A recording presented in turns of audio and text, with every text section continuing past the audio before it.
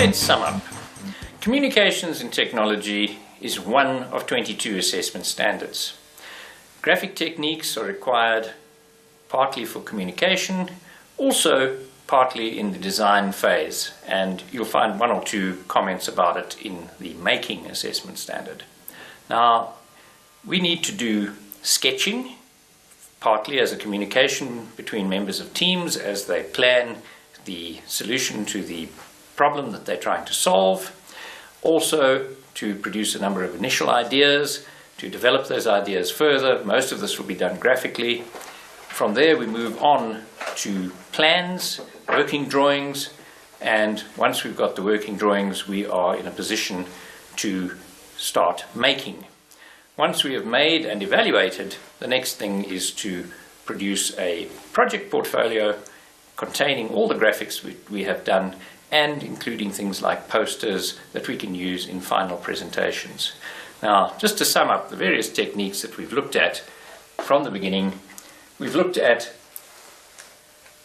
oblique and isometric as two methods of drawing in 3 dimensions, and as I'm pointing out here, these two techniques are suitable for sketching initial ideas, and you can use them, particularly in the junior phases, for plans. Isometric is suitable for drawing detailed plans because the dimensions can be taken off most parts of the plan. However, you obviously can't deal with the diagonals. Those dimensions are wrong.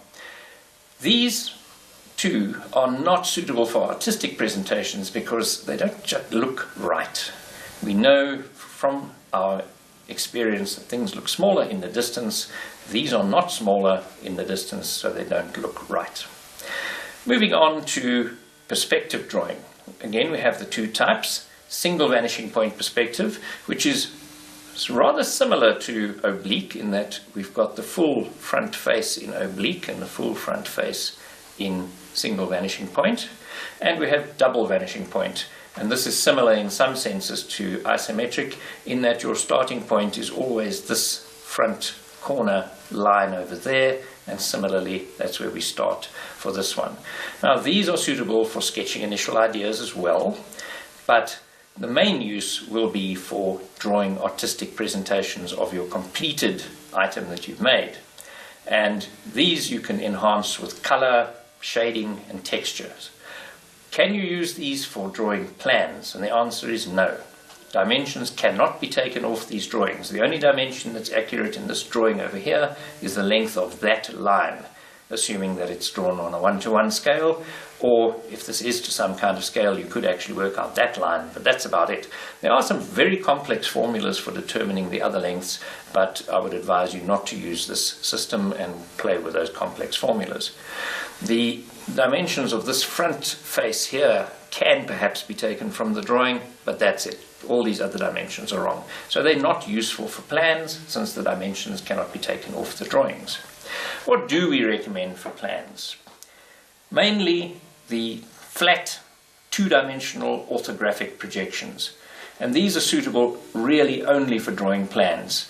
I find it very difficult to use a flat sketch when I'm trying to discuss something with a friend of mine. If I want to do an initial idea of a plan with some friend, I will always go to one of the 4 types of 3-dimensional drawings.